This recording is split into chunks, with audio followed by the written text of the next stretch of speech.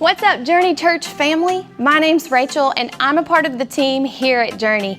And if you're anything like me, you have so missed the physical church experience and are looking forward from week to week for this time when we get together. So thank you for joining us this morning. And if you don't mind, just drop in the comments below where you're viewing from this morning.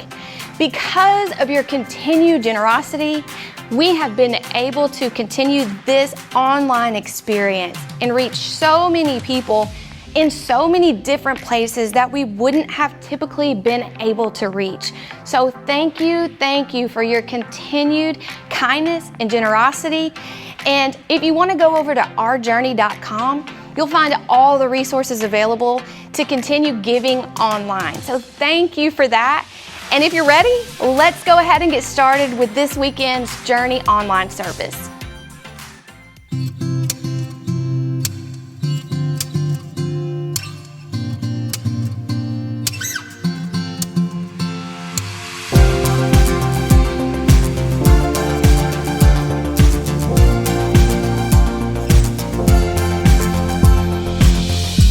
When night has fallen, when fear is calling, still you're calling me.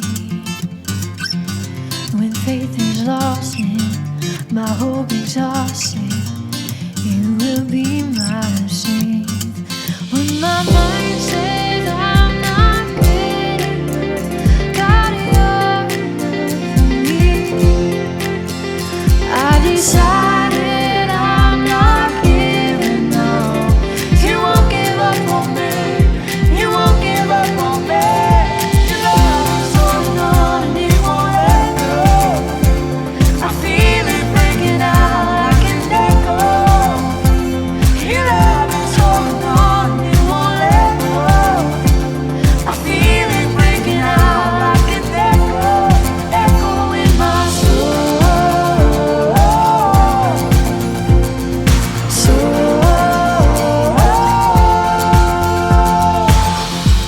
With every season, you keep repeating promises to me. And now there's no stopping what you have started until it is complete.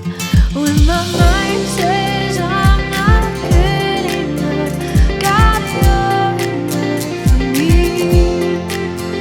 I've decided I'm not giving up. You won't give up on me. You won't give up on me. Your love is holding on and it won't let go. I feel it breaking out like an echo. Your love is holding on and it won't let go. I feel it breaking out like an echo in my soul.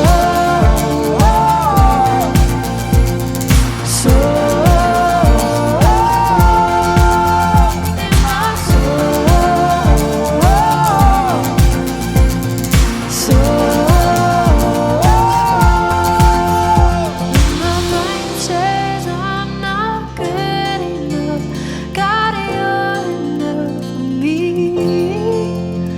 I decided I'm not giving up. You won't give up on me. You won't give up on me. Your love is holding on and it won't let go. I feel it breaking out like an echo. Your love is holding on and it won't let go. I feel it breaking out, yeah. Your love is holding on and it won't let go. I feel it breaking out like an echo. Your love is holding on and it won't let go. I feel it breaking out like an echo in my soul.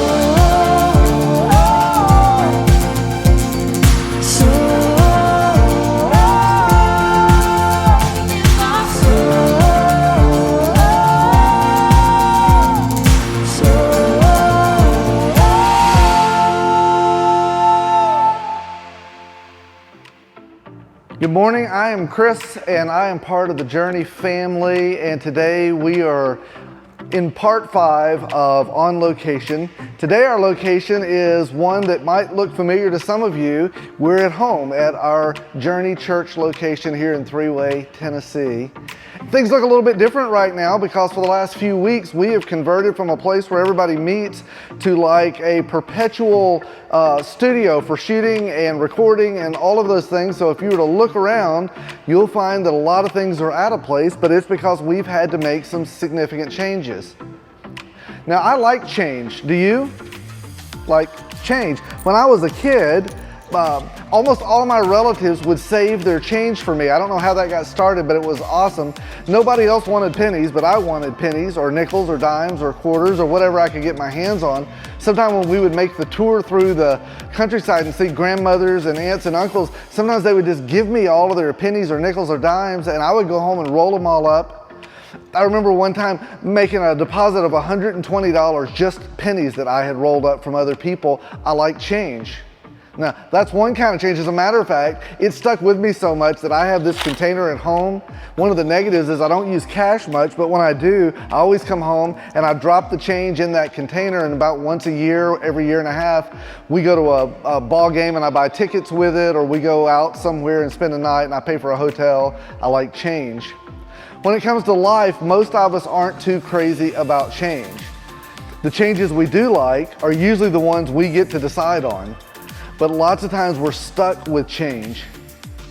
For some people, change, it may not be a 4-letter word, but it often leads to some 4-letter words. I don't know if you've ever thought about it, but change in life, much like underwear, is probably a good thing every now and then. So however you deal with change, maybe we need to get used to it. So maybe you can help us out with that, Jeremy.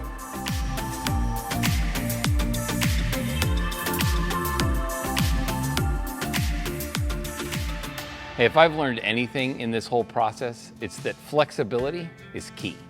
If you've learned anything in this, you've known that the people who are flexible are the people who flourish, and the people who are rigid are the people who are struggling.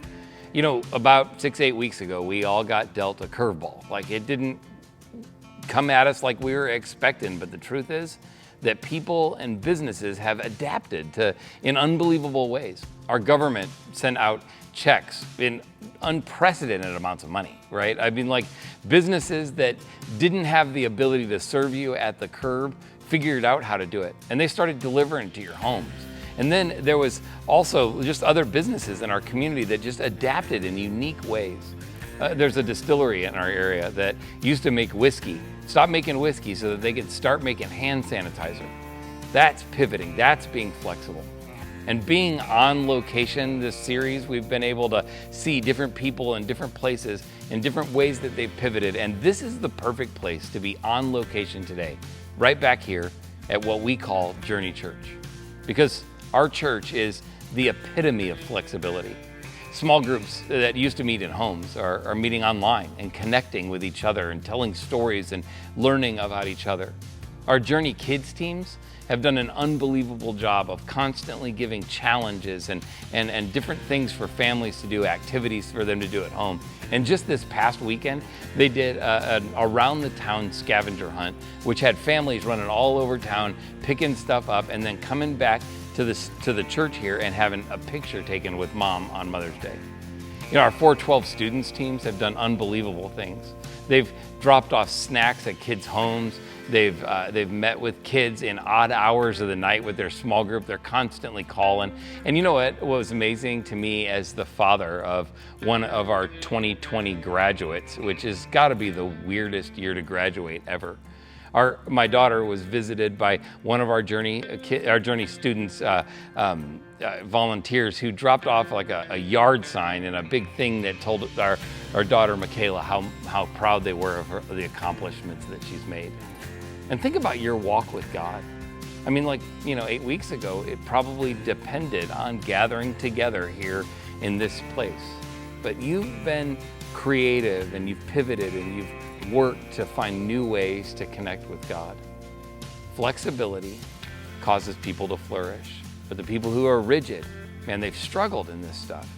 And that's what I was thinking about this week. I was thinking through kind of what does it mean for us to be flexible? And I was thinking through Scripture and all the different times I've seen people in Scripture who were flexible and how God used them and they flourished, and people who were rigid, man, had a struggle of a time. One of those times I was thinking about was in 1 Corinthians chapter 9. Now, Paul, the guy who writes this, wrote most of the New Testament. Paul, most of what we have from him is really just letters that he wrote to people or to churches. That's what's going on in 1 Corinthians. He's writing this letter to this church at Corinth, and he says this. He says, even though I am free with no master, I've become a slave to all people that I might bring many to Christ. When I was with the Jews, I lived like a Jew to bring the Jews to Christ. When I was with those who follow the Jewish law, I lived under that law. When I'm with the Gentiles who do not follow the Jewish law, I too live apart from the law so that I can bring them to Christ. When I'm with those who are weak, I share in their weakness, for I want to bring the weak to Christ. Now, I want you to pay real close attention because this next phrase is kind of like the left hook. It comes out of nowhere, but he says this why he wants to be so flexible. He says this, when I'm with those who are weak, I share in their weakness, for I want to bring the weak to Christ. Yes, I try to find common ground with everyone, doing everything I can to save some. I become all things to all people so that I might save some. Because here's the thing he's saying, and this is what's so important to you and me. The gospel is more important than our comfort. I know that's hard for us to get, but the gospel is more important than our comfort. Paul wants us to be flexible. He was flexible, but he wasn't just flexible. Paul was fluid. Let me explain what I mean. When I say flexible, it's kind of like this rubber band, you know?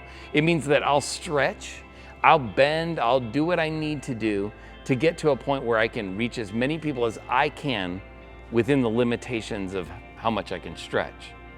But you know what's interesting? That sounds good, but flexing still carries with it just this idea of breaking, doesn't it? I mean, there's that point where I can't stretch anymore. I don't know if you remember this guy, but his name was Bruce Lee, and he was a martial artist.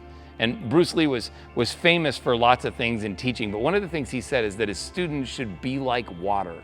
Water doesn't stretch, water doesn't flex, water is fluid. It's like this bottle. The water inside of it is exactly the shape of this container. But here's the thing that's interesting about it. If I were to take this water and I were to pour it into this container, guess what it does? It becomes the shape of this container. But what's most important about it is that everything about the water is exactly the same.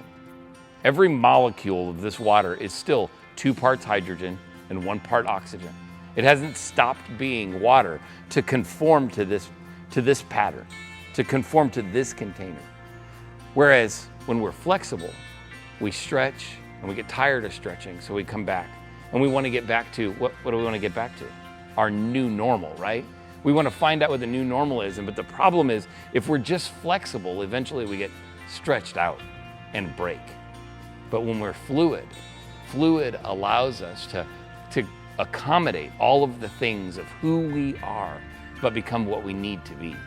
And that's exactly what God wants for us in our lives and for us as a church. We need to be fluid in a way that retains everything about who we are, but change what we do so that we can reach as many people as possible. Just like Paul said, become all things to all people that I might save some. You know what? We've been flexible. I mean, like, we as a church, we as a staff, we as a team, we as leaders and servers, we as anybody in our church, we've been flexible. Now we need to be fluid. So here's the plan.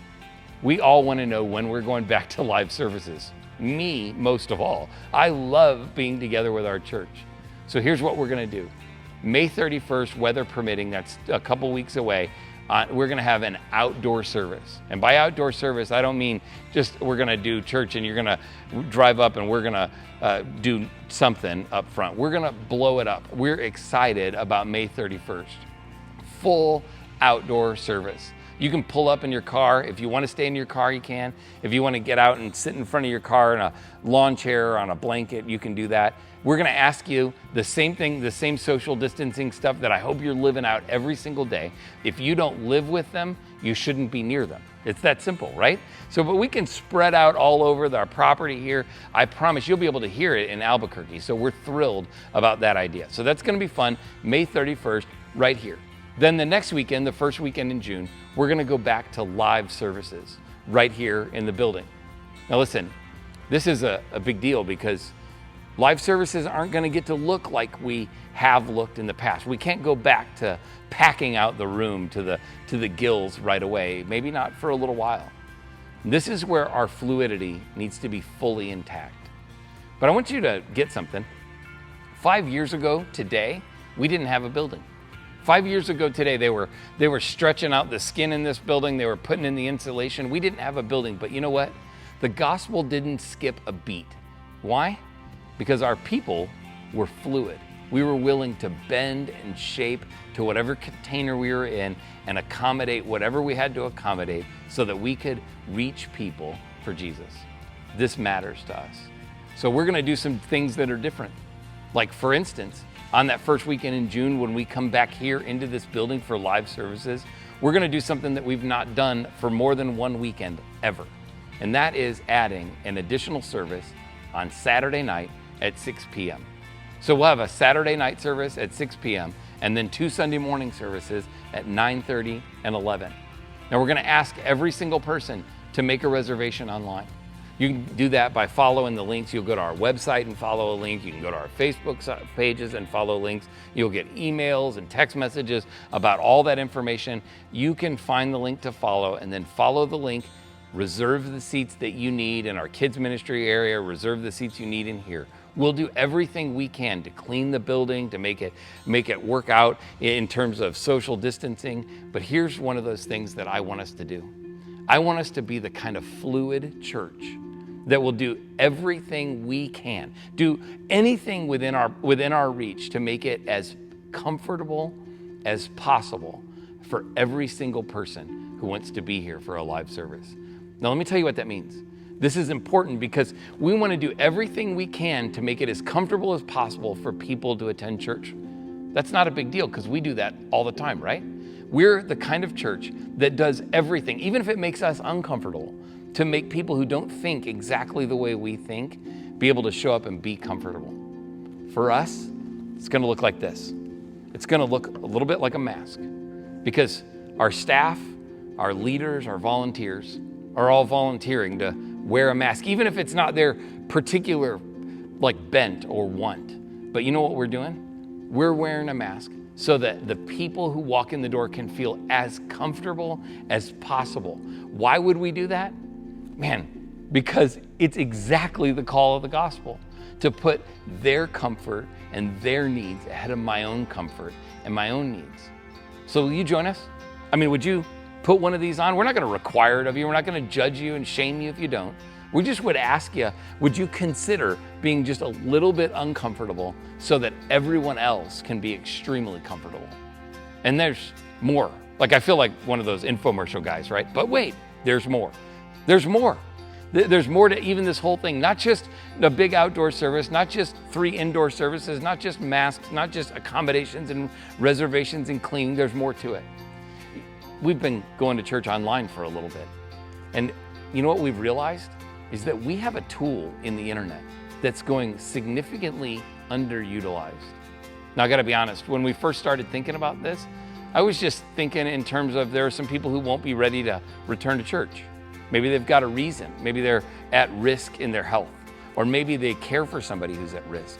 But then I started talking with people and I realized there are a lot of reasons why people can't be here with us on a Sunday morning for a live service. Maybe their reason is that they work every single Sunday or every weekend. Or maybe they've got some sort of physical limitation that keeps them from being able to be in the building. Or maybe they've just added a couple of other reasons with all this COVID issue. Maybe they're at risk or they care for someone who is. So here's what we're doing that we've never done before. We're launching an entirely online ministry in addition to live services. Now, I don't mean just watching services and maybe commenting or liking something. We're launching everything we do about church in an online setting. We're going to do everything we can to help people take their next step toward Jesus, even if they attend church online. So here's the deal. You're never going to skip a beat. Let's say that you're not ready to return to a live service. That's okay. Everything, including the May 31st weekend, you'll be able to experience services online. And then from that day on, you'll be able to experience everything that we experience here in this big room, in your own living room. It's going to be helpful to you, not just to experience the music and the message and all that stuff, but it's going to be helpful to you because you're going to experience care and love and next steps just like we do here. We're investing in this. It's uncomfortable, right? It's a lot like wearing a mask. It's uncomfortable for us. It's not simple for us. It's not cheap for us, but we're doing it because we will become all things to all people in an effort that we might reach some people. I want to share with you this last verse because Paul kind of pulls the cover off of it. He says this. He says, yes, I try to find common ground with everyone, doing everything I can to save some. And then he says this, I do everything to spread the good news and share in its blessings. That's why he does all of it. I do everything to spread the good news and share in its blessings. So here's the thing. Wearing a mask, holding online services, cleaning doors, spreading seats out, right? Caring about people, putting their comfort ahead of our comfort, their needs ahead of our needs. Nothing is closer to the gospel. Nothing's closer to the heart of the gospel than putting others' needs before your own. So let me just ask you this one takeaway next step for you over these next couple weeks as we get ready for live services and online church. Would you join me? Thanks, Jeremy. We are so excited about even thinking about bringing people back to our location. Equally, we're excited that you've chosen to hang out with us today. For so many of you, we just want to say thank you who've remained incredibly faithful over the last couple of months in your giving, in your viewing, encouraging other people, those of you who've been part of groups. And then what's even better than all of that is so many of you around your homes, you're just caring for each other and the people in your community. Just want to say way to go. It's one of the reasons I love being part of Journey. So next week we'll be in part 6 of On Location. Can't wait. Hope you'll view with us between now and then. Have a great week.